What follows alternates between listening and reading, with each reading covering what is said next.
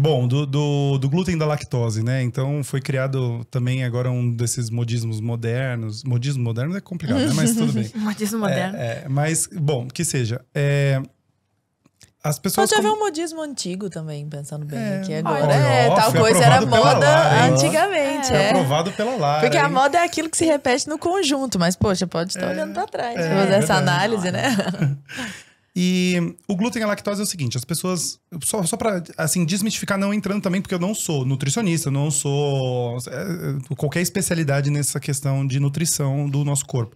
Mas as pessoas, muitas delas falam assim, o glúten... Porque também não há nenhuma comprovação que quem não é celíaco, ele não deva consumir glúten. Também não tem nada disso. Tem alergia, tem algum grau de intolerância. Tem algumas coisas nesse sentido, mas não há uma comprovação direta disso. E aí o que acontece? A pessoa tira o glúten e ela fala pra todo mundo. Nossa, eu tirei o glúten. Já vou incluir a lactose aí. Que nós, seres humanos, estamos consumindo eles há 200 mil anos, né? O Homo sapiens consome há 200 mil anos, mas agora, nos últimos 20 anos, que começou a complicar. Então, assim, tirei o glúten e a lactose. Ou eu tirei um ou eu tirei outro. Eu melhorei muito. Nossa, meu organismo ficou muito melhor. Eu comecei a isso, eu comecei aquilo. E não sei o que, me senti muito bem. Desinflamei, desinchei, de não sei o que lá e tal. Você tirou só o glúten e a lactose? Não. Aí eu passei a comer direito, com horário, fazer minha própria comida. Entrei pra academia, estou caminhando todo dia. Foi a lactose e o glúten. Foi a lactose e o glúten, gente. Aí eu tirei só lactose. Só lactose? Como que tira só lactose? Você tem que tirar o sorvete, você tem que tirar o biscoito, tem que tirar o chocolate, tem que tirar... E tudo que vem junto com isso, com esses excessos que a pessoa fazia, por exemplo, também do glúten, ela comia coxinha, ela comia torta, ela comia 2 pratos de macarrão no almoço, não sei o quê. Aí vem junto o quê? Excesso de sódio, excesso de industrializado, Claro. excesso de gordura. Claro que vai inchar. É lógico, bolo, come isso, come aquilo, tipo, excesso de açúcar.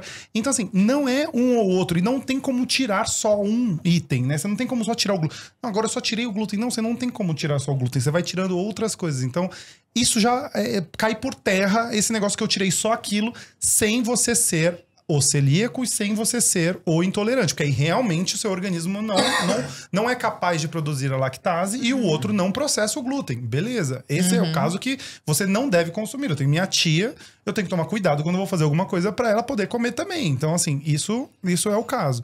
Então, isso é uma dos paradigmas que já quebra. O outro do feijão também. Então, isso aí serve para qualquer grão que você vai cozinhar, né? Porque o que acontece? O feijão, também há essa lenda que o feijão tem que ser temperado depois. Eu também não sei de onde vem isso, mas beleza. Que cozinha primeiro, tempera depois. Pensa, você vai cozinhar o seu feijão. Tem o grão. O grão, ele tá ali dentro, ele tem substância ali dentro. Você precisa fazer com que a água penetre ali. Se só penetrar água e ele saturar, né? Ele já tá no seu limite ali, já penetrou o que tinha para penetrar, não tem mais como penetrar nada. Se não penetrou nada com sabor, se não penetrou nada com sal ou tempero, dentro do grão não fica com sabor de nada. Então você fica mastigando. Pode ter sal em volta, pode ter sal no caldo, tempero no caldo, mas dentro do grão não vai ter sabor. Então você parece que nunca tá bom de sabor, nunca tá bom de sal. Porque o grão não absorveu. Então, para um risoto, para um arroz, para um feijão, para um grão de bico, o que for de grão que você vai cozinhar, tem que ter tempero antes. Por isso que na cozinha, na culinária, nas técnicas gastronômicas, a gente aprende os caldos, a gente aprende os fundos, pra gente utilizar esses caldos, esses fundos para fazer os cozidos, para fazer os pratos. Então, isso é uma das coisas que também, quando eu posto, meu feijão fica incrível, que não sei o que lá, minha avó, minha bisavó, que não sei o que. Mas aí vem os outros. Davi, eu passei a seguir você, meu feijão ficou muito melhor.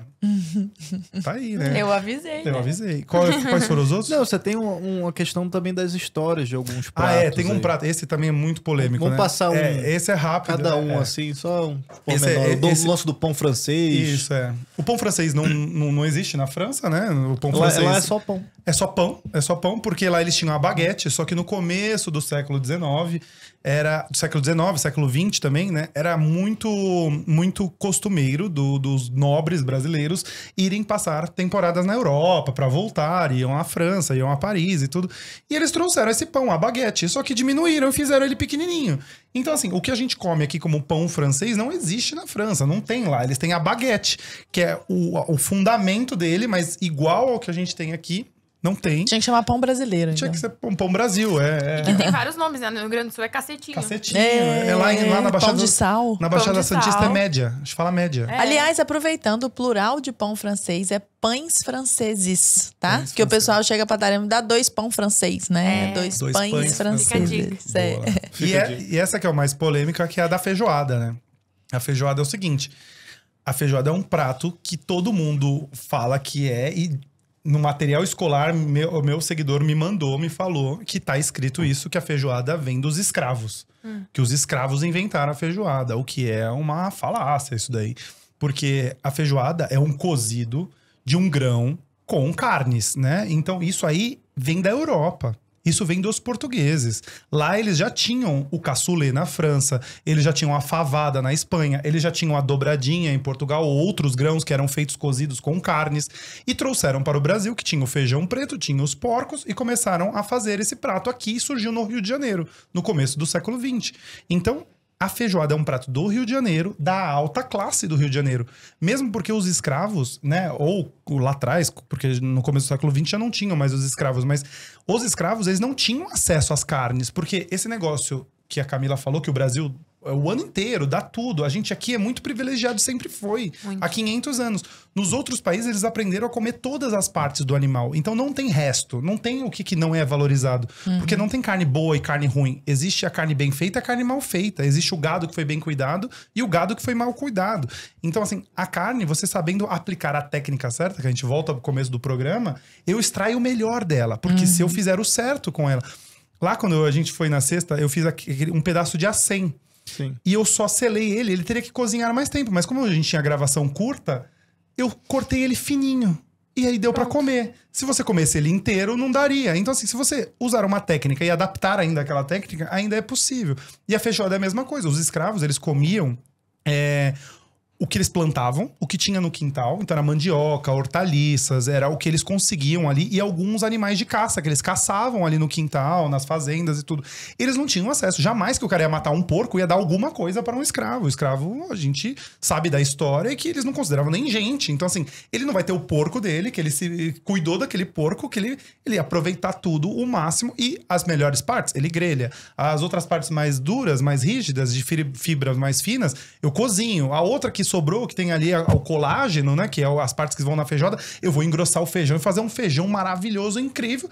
E vai ser meu, não vai ser dos escravos. Então não veio de forma alguma dos escravos isso daí. Que E loucura, além né? desses pratos, você também fala, eu vou deixar pro pessoal curiosidade aí, pra vocês fazerem um dever de casa, irem Boa. lá no teu perfil. Você tem a questão aqui ó, da torta holandesa, Que é de Campinas. do bacalhau também, que o bacalhau Que não, não é é peixe. peixe. A Camila, ela me perguntou que bacalhau não é peixe. Bacalhau não é peixe. Bacalhau é o processo, né? Então, você pega como ele surgiu? Pegava-se o peixe lá no norte do Atlântico, na Noruega e tal, e levava para Portugal. Chegava na cidade do Porto. Eles tinham que conservar. Só lembrando, pessoal, tá? Não tinha geladeira, não tinha freezer. E eles tinham que conservar. Faziam no sal, conservavam no sal. Esse processo de conservar o peixe no sal chama-se bacalhau. E você pode fazer com vários peixes. Até rimou.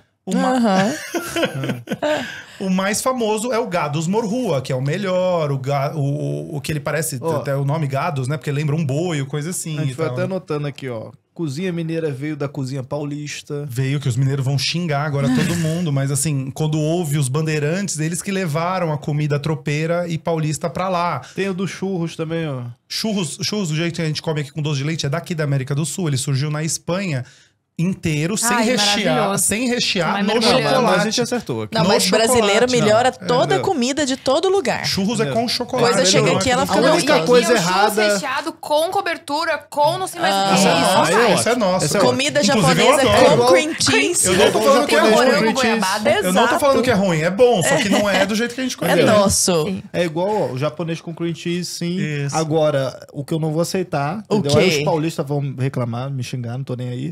É o cachorro quente com purê. Aí não. Isso é Ah, maravilhoso. não, gente. Isso é não, incrível. não, O dia que me falaram isso, eu falei, Eu não. Gente, é uma combinação Também- assim que, olha, foi Não, o toque é- de Deus aquilo Não, ali. não, É maravilhoso. Deus, é maravilhoso. desculpa. Saber que o não. programa tá acabando, eu não vou nem trocar, não. Eu só vou deixar ele falando sozinho.